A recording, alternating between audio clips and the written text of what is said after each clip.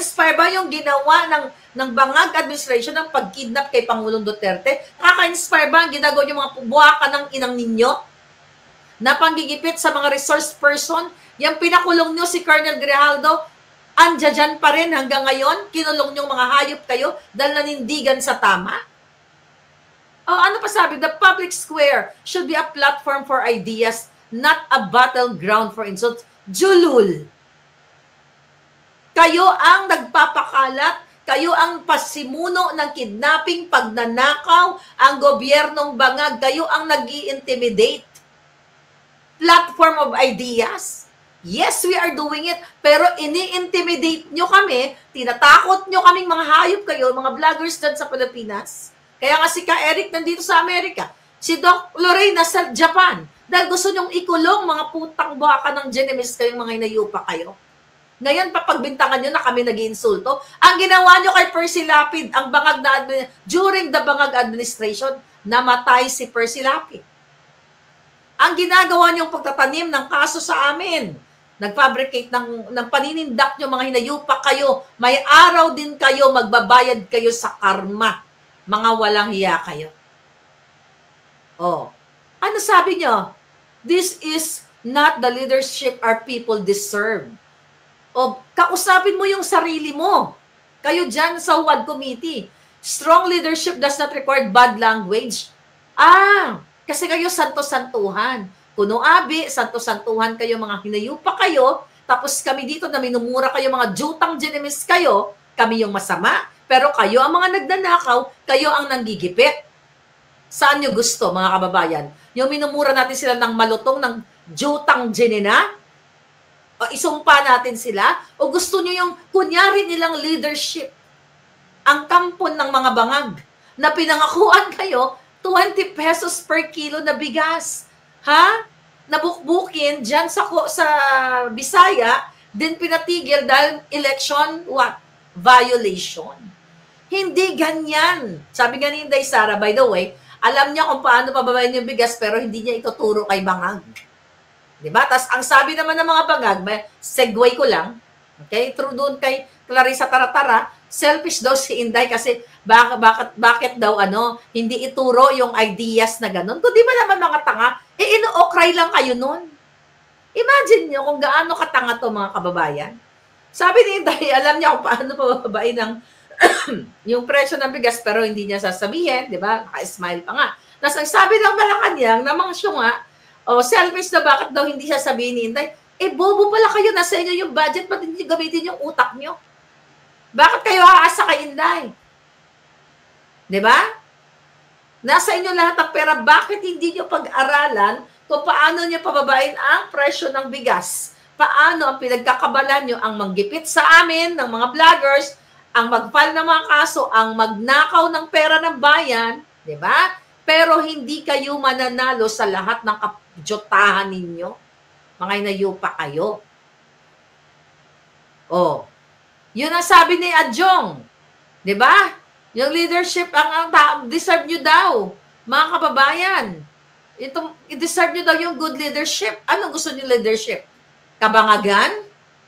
O Duterte leadership na nakita ninyo na noon takot ang mga kawatan sa airport pagpasok mo pa lang, walang tanimbala na, walang laglagbala, walang nagbubukas ng mga, may mga konti-konti rin, malalakas ang loob magnakaw during that time, di ba? Pero mas marami ang takot. Ano gusto nyo? Mga walang hiya talaga itong mga hinayupak na ito, mga kababayan. Tapos ano sabi niya? Democracy thrives when we engage in respectful debate, not when we silence our shame not when we silence or shame one another. Really? Respectful debate? Yung pangingidnap ni Satanas, respectful ba yan? Ang pagnanakaw, ang paghahayop nyo dyan sa Kongreso, ulit-ulitin na lang natin ang paggigipit nyo sa mga resource person, ang pagkukontempt nyo na walang dahilan, yan ba ang respectful? Pang-jimon yan. Pang-evil yang mga walang iya kayo. Ano pa sabi niya? Let's return to time and policy ideas, not personal insults. Julul. Diba?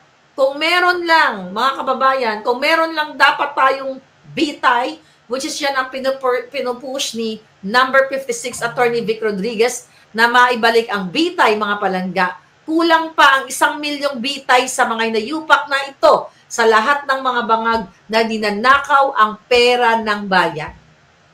Sa bawat mura namin sa inyo, di ba? Kulang pa yung kabayaran na ginagawa ninyo sa Pilipino. Tapos ngayon, sita-sitahin ninyo, si Pangulong Duterte, minura kayong lahat, pero nagustuhan ng taong bayan yung kanyang mura dahil may sense yung pagmura. Hindi ka naman magmumura lang dahil trip mo lang. Magmumura ka dahil kamura-mura naman talaga kayo, mga inayupa kayo. Kulang pa nga ang mura. Ba? Oh, ano nila? Ayaw na nga di ba? Ayaw na di ba? Ano sabi ito ngayon pala eksaktong sinabi ni Taratara. Sa pag-amin niya pong ito na hindi niya isi-share kung ano man ang kanyang kaalaman, kung meron man talagang kaalaman, dahil nga sa ayaw niyang pagtulong sa Pangulo, ito yung nagpapakita na siya ay isang makasarili. Boba! Sabi niya, tandaan po natin, ang paglingkod sa bayan ay hindi isang laro. Ang gobyerno, ang paglingkod sa bayan ay hindi isang adictus, hindi isang singhot. Yan ang nababagay sa inyo. Hindi kami naglalaro. Tinutuligsan namin kayo, mga inayupak kayo, yung bangag na gobyerno niyan, di ba? Ang sabi pa niya, ang gobyerno ay bansa, hindi isang malaking playground. Julul! Ginagawang ang playground ni bangag ang Malacanang. Ginagawa niyo pang tsuktsakan dyan eh. Di ba? Ginawa niyong lasingan, yung Malacanang, yung bayan, ginawa niyong gatasan. Yung bangag na sa ginawang gatasan, tsuktsakan, adikan, kidnapan, ano pa? Yan ang promotor na amo mo. Taratara. Ngayon, asa pa kayo na i-share sa inyo ni Inday? O akala ko ba magagaling kayong mga inayupa kayo? Bakit gusto nyo ipa-share? Kitang-kita na hindi gumagana utak ninyo lahat. Dahil umaasa kayo sa what? Sa idea sa idea ni Vice President Inday? O, kailangan nyo siya ngayon? Ay, nako, mga kababayan. So ngayon, yan yung mga bagong, mga bagong pinag-uusapan ngayon. Ito, magkakaroon na raw ng, sabi ng DOTR, magkakaroon na daw ng mandatory drug test sa mga PUV drivers. Sabi dito, kasi kasado na daw, ayon dito sa report nila, obligahin daw nila yung, obligahin daw ng DOTR na mag-undergo sa mandatory pulburon test ito mga driver. Motorcycle, taxi, para daw maiwasan ng aksidente sa kalsada. Alinsunod daw sa kotosan ni Bangag Jr. Bakit di mo na magpulburon test si Bangag? Dahil driver din yan eh. How about dapat lahat ng mga driver ay mag-undergo. Pero kaso may kikita na naman dito mga Bangag, mga palangga. Yung mga drug testing na yan, pinagkikitaan na naman ng mga politiko yan. Sila ang magpo-provide ng mga testing centers. Diba? Lahat kaya luging-lugi ang taong bayan. But ganun pa man, tama lang na mag-undergo, pero dapat mag-undergo muna. Diba? Ang mga bangag sa Malacanang. Yan dapat ang unahin na magpulburon test. Dahil kayong mga addictus benedictus, lalo na si Bangag, ay patuloy na sumisira sa kinabukasan ng taong bayan. Sa lahat ng inyong pagnanakaw, mga giatay kayong lahat. Diba? Nakababa na ba si Wakwak? Bumaba na ba si Gwendolyn Wakwak ng Cebu? Na sinuspende din ng ombudsman? Lahat na lang, pagdukot sa dayuhan, ganyan, grabe. Mga headline, pagdukot sa dayuhan. Diba? Isang dayuhan ang dinukot. Saan ito? Sa Tagaytay. Lahat na lang pangkikidnap. Ito yung mga balita ngayon, mga kababayan. Ngayon, pinananagot daw nila itong mga nagpakalat ng video footage na kung saan nakabangga yung suspected. Bangag din yun siguro, yung nag-araro dyan sa NAIA, at pinapaimbestigahan daw nila at ito ay kakasuhan itong nagpaakalat ng CCTV ay nag-expose ng CCTV. Bakit naman kakasuhan? 'Di ba? Sabi ko nga sa inyo, grabe yung nangyayari sa bayan natin ngayon.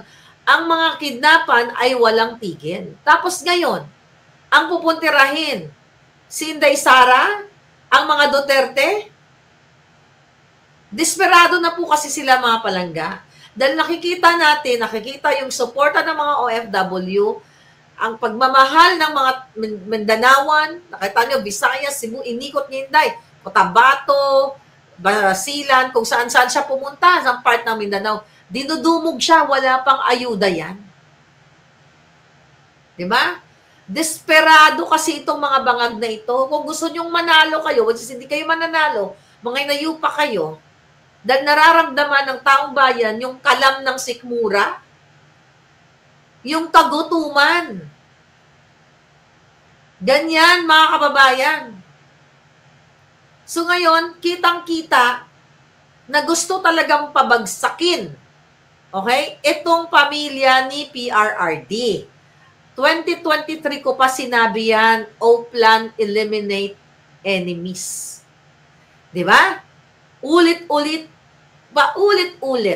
November 18, O-Plan Eliminate the Enemies, si Pastor, vlogger, si Vice President Inday Sara, at lahat ng kritiko. Ha? Paano nila ngayon, mga kababayan, paano nila mapapaniwala ang taong bayan? Maraming nagugutom. Yung bigas nga na 20 pesos na kilo ng bigas, pinatigil. Kaya sabi natin, hindi ganyan sumagot ng problema ng bansa. Hindi pwedeng temporary lang. Demo, nag-headline lang sila. Anong headline nila nun?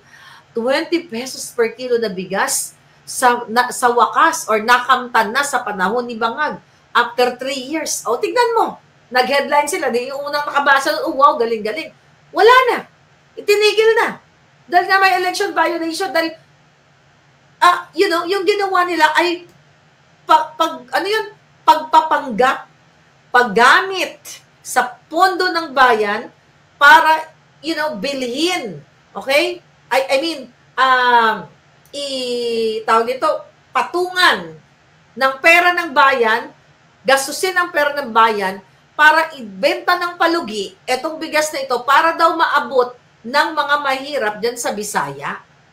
Pero ngayon, ipinatigil na. So, kitang-kita ninyo ang paglagapak ng gobyernong Bangag na ito. Dahil nakita, sabi nga ni Inday Sara, hindi na mababawi, ng administrasyon